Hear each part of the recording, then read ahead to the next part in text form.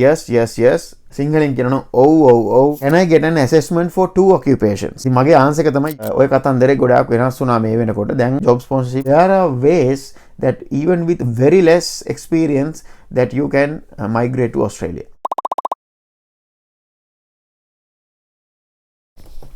කෙන්ඩකේදී මම හැදුවා FAQ list එක. ඒ කියන්නේ ඕගොල්ලෝ වැඩියෙන්ම මේ ඕස්ට්‍රේලියාවට එන එක සම්බන්ධයෙන් අහපු ප්‍රශ්න ටික එකතු කරලා හදපු list එක. ඉතින් මේකෙදි බේසික් ප්‍රශ්න වල ඉඳන් කීර්ණ වීසා හම්බෙලා දැන් ඕස්ට්‍රේලියාවට එන්න බලාගෙන ඉන්න අයට තියෙන ප්‍රශ්න වගේ සියලු ආකාරයේ ප්‍රශ්න කවර් කරලා තියෙනවා කියලා මම විශ්වාස කරනවා. හැබැයි මම කිසිසේත්ම කියන්නේ නැහැ මේක මේ comprehensive list එකක් කියලා. මොකද සමහර විට අනිවාර්යෙන් මට දේවල් මගහැරලා තියෙන්න පුළුවන්. ඒ වගේම ඉදිරියේදී අහන ප්‍රශ්න වලින් මේ list එක තවත් දීර්ඝ කරන්න මම බලාපොරොත්තු වෙනවා. ඉතින් මේ වීඩියෝ එක කරපු එකේ අරමුණ තමයි ඕස්ට්‍රේලියාවට එන්න පුළුවන් කියලා නොදන්න කට්ටිය ඉන්න පුළුවන්. ඉතින් ඒ ඕස්ට්‍රේලියන් ඩ්‍රීම් එක සාර්ථක කරගන්න මට දෙන්න පුළුවන් උපරිම කන්ට්‍රිබියුෂන් එක මම කට්ටියට දීලා තියෙනවා. ඉතින් මේ ප්‍රශ්න 52 Facebook එකේ YouTube එකේ කමියුනිටි පෝස්ට් විදිහට දානවා. Facebook එකේ ෆීචර්ඩ් පෝස්ට් එකක් විදිහට තියලා තියෙනවා. එතකොට ඉදිරියේදී කවුරු හරි page එක follow කරන්න ආවත් ඒගොල්ලන්ට දකින්න පුළුවන්. ඒ වගේම මේ දේ share කරාට පස්සේ මේ document එක නැත්නම් මේ note එක මේ post එක ගොඩක් අයට යයි. එතකොට ඒගොල්ලන්ට තියෙන ප්‍රශ්න ගොඩාක් निराකරණය කරගන්න පුළුවන් වෙයි කියලා මගේ ලොකු විශ්වාසයක් තියෙනවා. මේ කරපු ප්‍රශ්න 52 මම මගේ ඊමේල් එකට එවා ගත්තා. ඉතින් මම දැන් ෆෝන් එක බලනවා මේ ප්‍රශ්න වලට උත්තර දෙන්න. ඉතින් ටයිප් කිරීමේ පහසුව සහ උත්තර දීමේ පහසුව පිණිස මම ඒවා ඔක්කොම ටික ටයිප් කරේ ඉංග්‍රීසි වලින්. මොකද මෙතන සිංහලෙන් සහ ඉංග්‍රීසි වලින් ප්‍රශ්න අහපු ඔක්කොම ඒවා ටික එකතු කරලා සම්පින්ඩනයක් විදිහට තමයි මේක දාලා තියෙන්නේ. මේ වීඩියෝ එකේ මේ ප්‍රශ්න ටික දැන් අපි go through කරමු.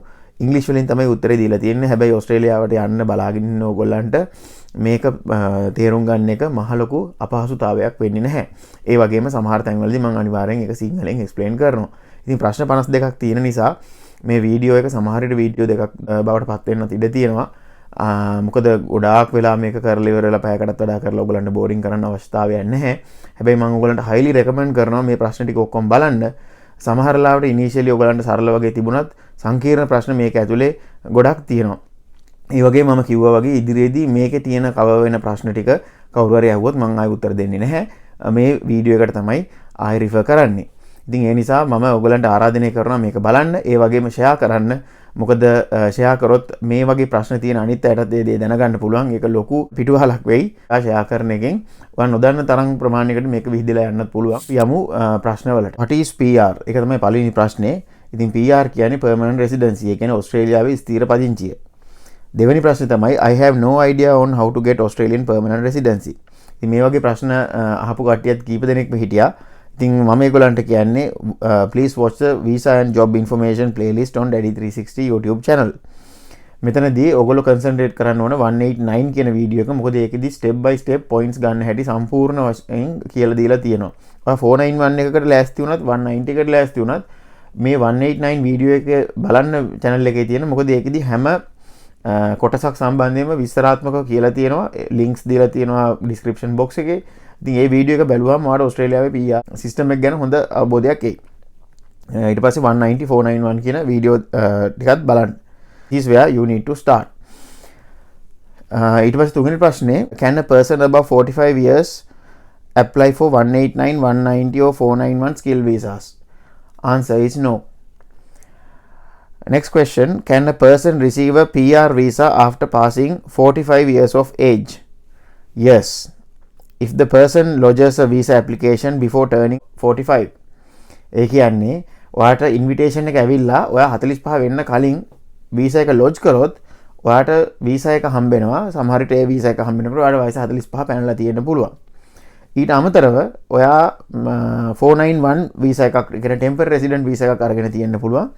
ඒ වීසා එක ඔයා ඕස්ට්‍රේලියාවට ඇවිල්ලා ඊට පස්සේ අවුරුදු 3ක් නැත්නම් 4ක් වැඩ කරලා අවුරුදු 49 දී නැත්නම් 50 දී PR එකට ඇප්ලයි කරත් 191 කියන වීසා එකෙන් ඒ වීසා එක ගැන වීඩියෝ එකක් channel එකේ කරලා තියෙනවා.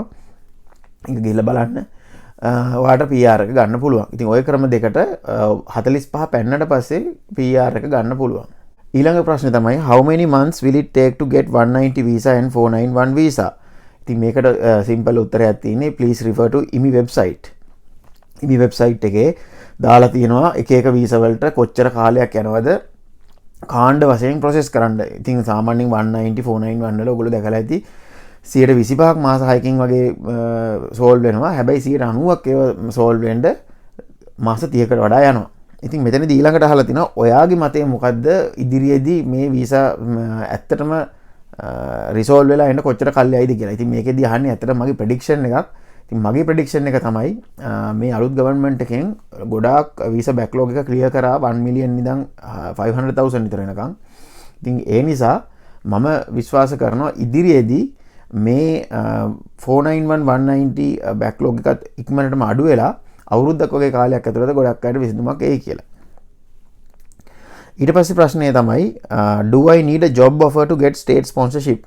ඉතින් මේක ඕගොල්ලෝ දන්නවා ඇති 2019 20 ඒ වගේ කාලවල වල ඕස්ට්‍රේලියාවේ ස්ටේට් ස්පොන්සර්ෂිප් එකක් ගන්න සමහර ස්ටේට්ස් වල ඇත්තටම ජොබ් ඔෆර් එකක් ඕනේ. ඉතින් මට මතකයි මගේ මුලින්ම ප්‍රෙෆරන්ස් එක තිබ්බේ ඉතින් ලංකාවේ ගොඩාක් ඉන්න වික්ටෝරියා වලට එන්න තමයි. ඉතින් ඒ දවස්වල වික්ටෝරියා බැලුවම ජොබ් ඔෆර් එකක් තියෙන්න ඕනේ. ඉතින් අන්තිමට ජොබ් ඔෆර් එකක් මට ඉතින් එහෙම ගන්න එහෙම හැකියාවක් තිබුණෙත් නැති 482 වීසා මම දැනන් හිටියෙත් නැහැ. ඉතින් මම ඊට පස්සේ නිව් සවුත් වේල්ස් වලට ඇප්ලයි කරලා නිව් සවුත් වේල්ස් වලින් තමයි 190 වීසා එකක් අරගෙන ආවේ. නමුත් ඔය කතන්දරේ ගොඩාක් වෙනස් වුණා මේ වෙනකොට. දැන් ජොබ් ස්පොන්සර්ෂිප් ඕනේ නැහැ. ගොඩාක් ස්ටේට්ස් වලට කෙලින්ම වාට ඇප්ලයි කරන්න පුළුවන්. ජොබ් ස්පොන්සර්ෂිප් තියෙනවා නම් ඒ වගේ ඇප්ලිකේෂන් එකට ප්ලස් පොයින්ට් එකක් වෙනවා. එහෙම දාන්න පුළුවන් වීසා වර්ගයක් තියෙනවා. ඒ කියන්නේ ස්ටේට්ස් තියෙනවා ඔයාගේ ජොබ් ස්පොන්සර්ෂිප් එකක් තියෙනවා නම් PR නැත්නම් එහෙම නැත්නම් PR පාත්වේ වීසා දෙන ස්ටේට්ස්. හැබැයි ගොඩාක් බහුතරයක් ගොඩාක් පොපියුලර් ස්ටේට්ස් වලට ජොබ් ඔෆර් එකක් ඕනේ වෙන්නේ නැහැ. ඊළඟ ප්‍රශ්නේ තමයි is there a show money requirement for skill visas like 189 190 and 491? ඉතින් මේකත් ගොඩක් කට්ටිය අහන ප්‍රශ්නයක්. මොකද ගොඩක් අය හැම්බත් වෙලා තියෙන මේ show money පෙන්නන සිද්ධිය හින්දා එක එකගෙන් සල්ලිත් අරගෙන පොලිය ගෙවලා ඒ වගේ ප්‍රශ්න. ඉතින් skill visa වලට කිසිම විදිහේ show money පෙන්නilla නැහැ. හැබැයි සමහර වෙලාවලට northern territory වගේ provisional visas 491 190 ඒ region එකේ ඔය ඇප්ලයි කරලා එනවනම් සමහර ලාට ඔයාගේ wealth එක පෙන්වන්න ඕනේ application එකේ ඉන්න කට්ටිය ප්‍රමාණය මත. තනියෙන් ඉන්නවනම් එක ප්‍රමාණයක් පෙන්වන්න තියෙනවා, කපල් එකක් එනවනම් ප්‍රමාණයක් තියෙනවා, නැත්නම් වැඩි වෙන හැම ළමයෙක්ටම පෙන්වන්න ඕන ගාණක් තියෙනවා. ඉතින් ඒ ඉන්ෆර්මේෂන් ඔයාට බලන්න ඕන නම් ඔයා ගිහලා northern territory website එක බලන්න. මෙතනදී bank balance පෙන්වන්න ඕනේ කියලා සිද්ධියක් නැහැ. ඔයාගේ තියෙන overall wealth එක තමයි පෙන්වන්න අවශ්‍ය වෙන්නේ. ඒ northern territory විතරයි. හැබැයි ගොඩාක් states වලට කිසිම විදියට සල්ලි 7-5ක්වත් පෙන්වන්න අවශ්‍ය නැහැ.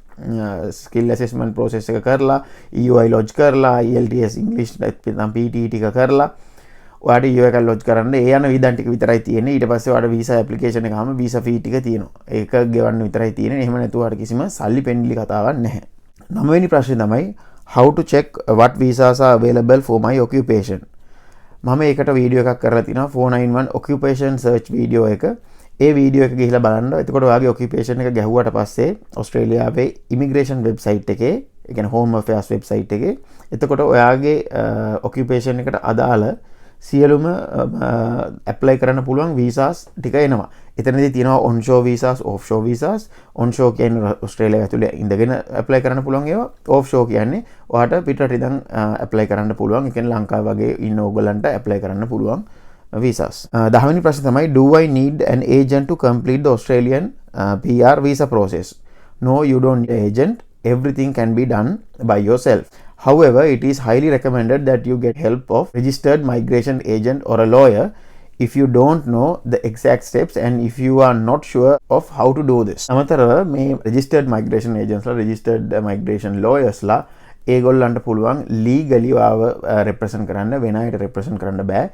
ඊට අමතරව ඔයාගේ case එක සම්බන්ධයෙන් මොනවා හරි problem එකක් ආවොත් legal පැත්තේ දේවල් use කරලා ඉවරලා government එකත් ගනුදෙනු කිරීමේ හැකියාව ඒගොල්ලන්ට තියෙනවා. හැබැයි වෙන කෙනෙක් ගියොත් එහෙම යා simply ඔයාගේ application එක පුරවලා දානවා විතරයි. ඇත්තටම legally එහෙම කරන්නත් බෑ. එහෙම කරත් හැබැයි මොනවා හරි problem එකක් ආවොත් ඔයා වෙනුවෙන් පෙරීසිරින්න ඒගොල්ලන්ට බෑ. පොලිසි ප්‍රශ්නේ තමයි does daddy 360 provide visa services? ඉතින් මේක ගොඩාක් කට්ටිය අහන ප්‍රශ්නයක්. මම registered migration agent කෙනෙක් නෙමෙයි. ඉතින් මම වෙන job එකක් කරගෙන යනවා. මගේ wife දෙන්නම job කරනවා. මම මේක කරේ ඇත්තටම ඔයගොල්ලෝ දන්නවා ඇති මගෙන් ගොඩක් කට්ටිය ප්‍රශ්න අහන්න ගත්තා. මගේ යාළුවෝ ලංකාවේ තිබ්බ සිටුේෂන් එකත් එක්ක ඉතින් කීප දෙනෙක්ට වෙන වෙනම කතා කරනවට වඩා මෙහෙම channel එකක් කරලා ඉවර වෙලා ගොඩක් අයට බහුතරයට ශ්‍රී ලාංකිකයන් මේ දේවල් බෙදා හදා ගන්න පුළුවන් නම් හොඳයි කියන පරමාර්ථයෙන් තමයි මම මේ සම්බන්ධ වීඩියෝ කරන්න ගත්තේ. ඊට අමතරව අපේ පවුලේ සමහර අත්දැකීම් ෂෙයා කරගන්න ගමන්. එහෙම නැතුව මට මෙහෙම වීසා ප්‍රොසෙස් කිරීමේ හැකියාවක් ඇත්තෙත් නැහැ. මට ලීගලි එහෙම කරන්නත් බෑ. ඊට අමතරව මම ඒක නෙමෙයි මම සල්ලි හම්බ කරන මාර්ගය. ඒ නිසා මම ඔයගලන්ට highly recommend කරන්නේ ඔයගලන්ට ඒ වගේ කරන්න ඕන registered migration agent කෙනෙක්ව හම්බෙලා ඒ ආගේ සර්විස් එක ලබා ගන්න. මේකෙදි දාලා තියෙන උත්තරේ තමයි we are sharing information with people with the only intention of building awareness about the life in Australia that many people could enjoy. අපිට විතරක් නෙමෙයි තවත් ගොඩක් අයට මේ ලයිෆ් එක එන්ජොයි කිරීමේ හැකියාව තියෙනවා. හැබැයි සමහර ලාවට ඒගොල්ලෝ දැනන් ඉන්නේ නැහැ මේ හැකියාව තියෙනවා කියලා. ඉතින් ඒ හැකියාව තියෙන බව awareness එක වැඩි කරන්න තමයි මම මේ දේ පටන් ගත්තේ. How to know agents are registered. ඉතින් මේකට ඔයගලන්ට කරන්න තියෙන ඒජන්ට් ගෙන් ඉල්ලන්න ඒගොල්ලන්ගේ මාරා කියන නම්බර් එක. ඒ නම්බර් එක හම්බුනාට පස්සේ ඕස්ට්‍රේලියාවේ මාරා රෙජිස්ට්‍රි එකට ගිහිල්ලා ඔයාට සර්ච් කරාට පස්සේ ඒ ඒජන්ට්ගේ විස්තර ටික පෙන්නනවා. සමහර වෙලාවට ඒජන්ට්ස්ලා ඉන්නවා මෙහි මාරා ඒ බොඩි එකෙන් සැරින් සැරේට ඒජන්ට්ස්ලාව රිවිව් කරනවා. මොකද ඒ ඒජන්ට්ස්ලා ගිහිල්ලා එක ට්‍රේනිං වලට අටෙන්ඩ් වෙන්න ඕනේ. ඕස්ට්‍රේලියාවේ නීතිය ගැන අප්ඩේට් වෙන්න ඕනේ. ඉමිග්‍රේෂන් නීතිය ගැන. ඉතින් අන්න ඒ දේවල් හරියට වෙලා නැත්තම් එහෙම නැත්තම් එක අය කියන්නේ වැරදි නැත්තම් ඒගොල්ලන්ගේ ethics වලට හරියට වෙලා නැත්තම් සමහර වෙලාවට disqualify වෙනවා. ඉතින් ඒ information ඔක්කොම මේ website වල තියෙනවා. ඉතින් ඕගොල්ලෝ කවුරු හරි agent කෙනෙක්ගෙන් යනවා නම් හැමතිස්සෙම ඒගොල්ලන්ගේ registered migration agent number එක ඉල්ලලා website එකෙන් search කරලා බලන්න ඒගොල්ලන්ගේ තත්ත්වය. ඊට පස්සේ තව ප්‍රශ්නයක් තියෙනවා EOI එක කියන්නේ visa apply කරනවා කියන එක නේද කියන එක. ඒක එහෙම එකක් නැහැ. EOI එකයි visa application එක කියන්නේ සම්පූර්ණ දෙකක්. EOI කියන්නේ expression of interest. ඉතින් වචනෙන් කියනවා වගේම ඒකේ තේරුම ඔස්ට්‍රේලියා රජයට එහෙම නැත්නම් ස්ටේට් ගවර්න්මන්ට්ස් වලට ඔයා දන්නවා මම ඔස්ට්‍රේලියාවට එන්න කැමතියි කියලා. ඉතින් එතකොට එක එක සාධක බලලා එක එක ෆැක්ටර්ස් බලලා ඔස්ට්‍රේලියන් ෆෙඩරල් ගවර්න්මන්ට් එක හරි එහෙම නැත්නම් ස්ටේට් ගවර්න්මන්ට් එක ඔයාට ඊට පස්සේ ඉන්විටේෂන් එකක් එවනවා ඇවිල්ලා වීසා එකක් ඇප්ලයි කරන්න කියලා. එතකොට ඔයා මේ ඉන්විටේෂන් එක ආවට පස්සේ දාන ඇප්ලිකේෂන් එක තමයි visa application එක. එහෙම නැතුව EOI එක කියන්නේ ඔයාගේ interest එක පෙන්නන document එකක් පමණයි. 14 වෙනි ප්‍රශ්නේ තමයි to lodge an EOI you need minimum points for each of the 189, 190 and 491 visas. We have to get 65 points in each of these visas by ourselves without states points.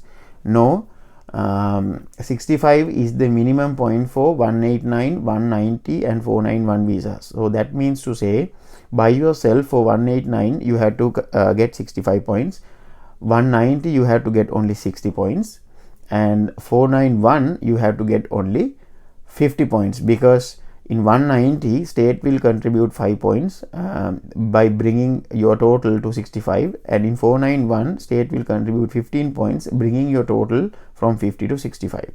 15 question එක තමයි what is a nominated occupation and ancestry code.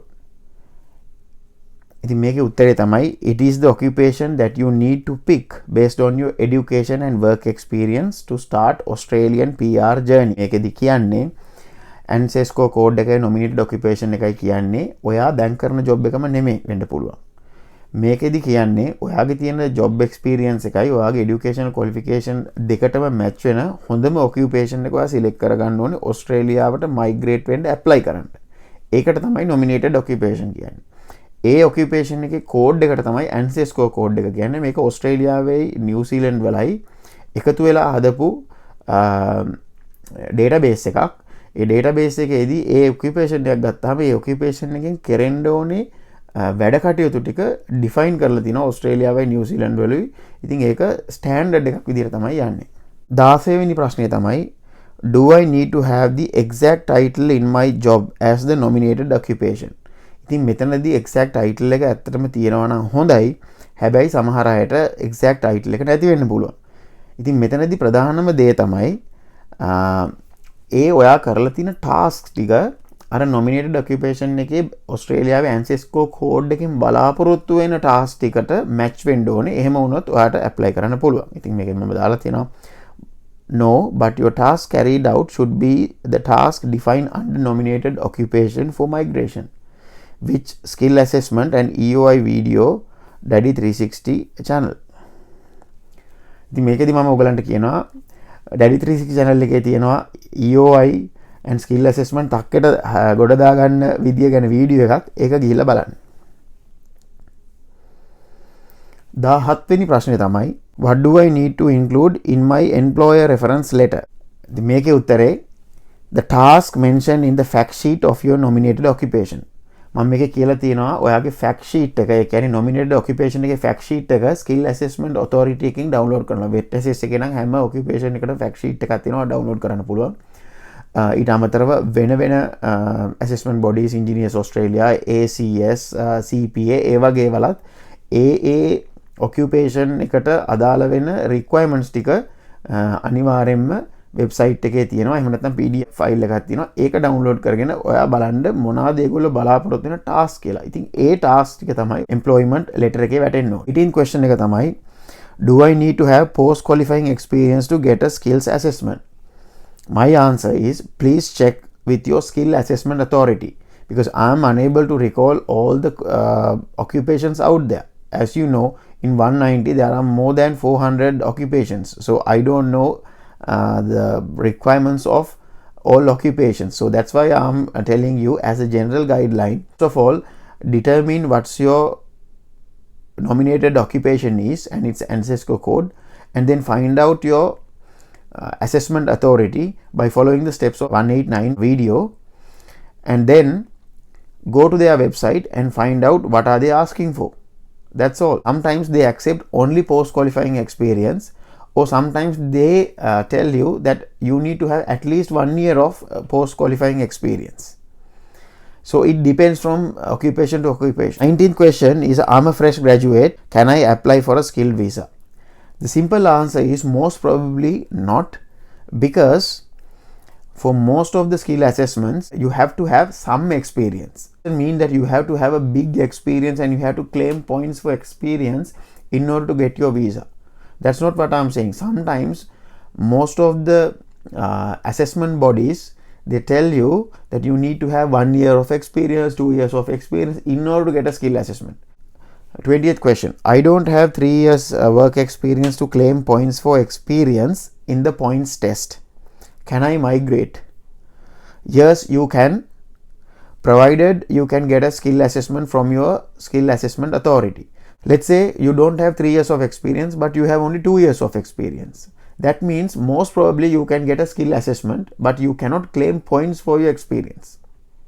So if you get a skill assessment, that means you can claim points for your degree, for your age, for your English. Let's say somebody who got superior English 20 points, who's under 32, 30 points. So that's 50 points. And then for a bachelor's degree, he gets 15 points. Without claiming points for your experience, he or she can get 65 points. Also, let's say he's single, then he'll get additional 10 points.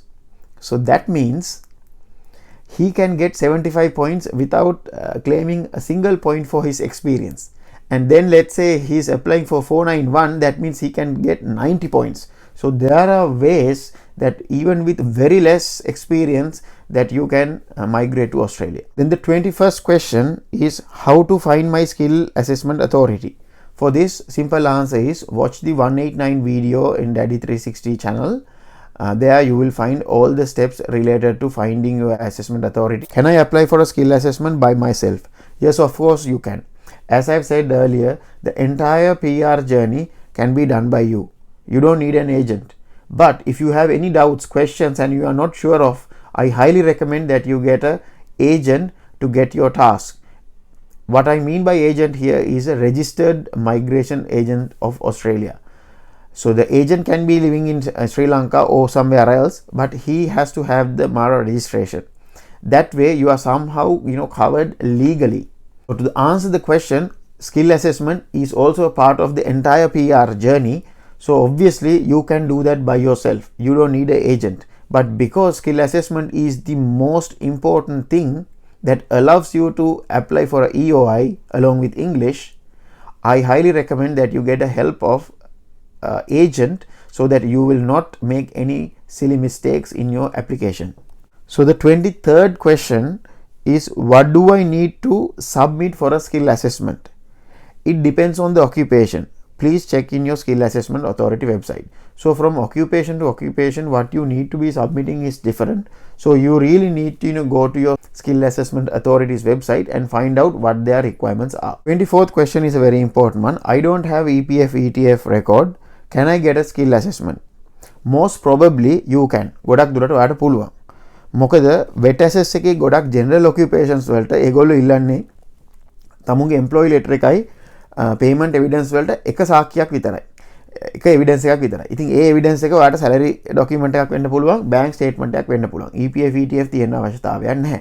ඉතින් මේගොල්ලෝ කියනවා EPF ETF දෙන්න පුළුවන්, salary දාන්න පුළුවන්, එහෙම නැත්නම් bank statement දාන්න පුළුවන්. මේ ඔක්කොම දාන්න උවමනාවක් නැහැ. එකක් දැම්මත් ඇති. ඉතින් ඒ නිසා ඇත්තටම ඔයාලට EPF ETF හම්බුනේ නැතත් ඔයාලට skill assessment එක කරගැනීමේ හැකියාව ගොඩක් occupations වල තියෙනවා. හැබැයි සමහර occupations වල IT වගේ මම හිතන්නේ ගත්තොත් ඒගොල්ලෝ documents දෙකක් ඉල්ලනවා. ඉතින් ඒකෙදිත් ඔයාලට සමහරවල්ට salary එකයි bank statement එක දීලා EPF එක නොදී ඉන්න පුළුවන්. ඉතින් ඔන්න ඔය වගේ chances තියෙනවා. ඉතින් ඔයා හැමතිස්සෙම ඔයාගේ skill assessment authority website එක හොඳට බලන්න. ඔයාලට guidance එකක් ගන්න. මේකත් strange question එකක්. Question number 25. Can I get an assessment for 2 occupations? ඉතින් මගේ answer එක තමයි you may be able to if you are applying for 2 assessing authorities. As most probably those 2 assessing authorities will not communicate with each other. Some people have done it and I've heard about it too. But I don't really see the point and I have no experience on that one. So it is at your own risk. But who would want to do 2 skill assessments anyway, because it's damn expensive, and that means you are also not sure of which path to go ahead with. 26th question එක තමයි, can I claim points for work period after skill assessment? Yes, you can, but make sure that you submit all the documents that you submitted, like pay evidence, employee reference letter, and all of that for that additional period that you are claiming experience for to the visa assessing authority when you are submitting the visa application. එතකොට අර කියන්නේ වැඩිපුර ආපු period එකට ඒ අවශ්‍ය කරන payment evidence, ඒ documentation, ඒ සියලු දේවල් ටික submit කරන්න ඕනේ.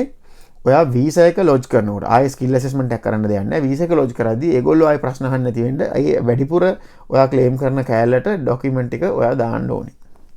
27th question එක තමයි, can I change my job after skill assessment? Of course you can.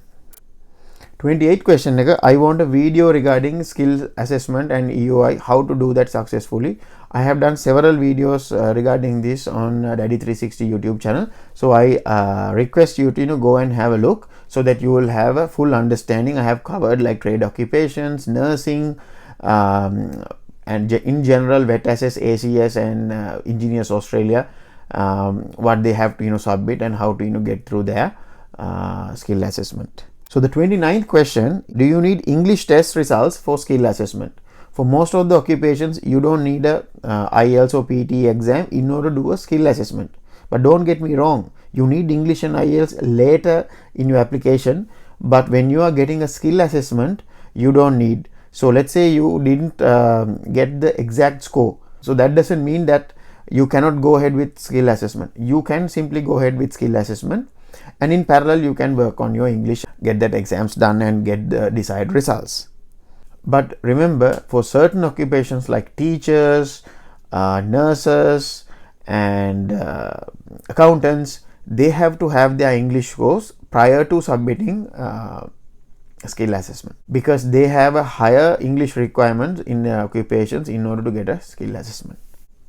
The 30th question is it mandatory to do IELTS and PTE for these visas? Yes. සිංහලෙන් කියනවා ඔව් IELTS හරි PTE හරි ඕනෙමයි මේ skill visas වලට. ඒකට කිසිම විදිහේ exception එකක් නැහැ.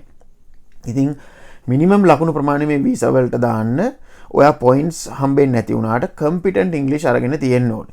ඒ කියන්නේ IELTS 6 කියන මට්ටම හෝ PTE 54ක් කියන මට්ටම. මම හිතනවා අද ප්‍රශ්න 30ක් cover කළා. තව ප්‍රශ්න 22ක් තියෙනවා. මම එහෙනම් ඒක දෙවෙනි කොටසෙන් ඔයගලන්ට මේ වීඩියෝ එකෙන් අරන් එන්නම්. මම හිතනවා මේ ප්‍රශ්න 30න් ඕගොල්ලන්ට සමහර අයට මේකේ බේසික් ප්‍රශ්න කව වුණා වෙන්න පුළුවන්.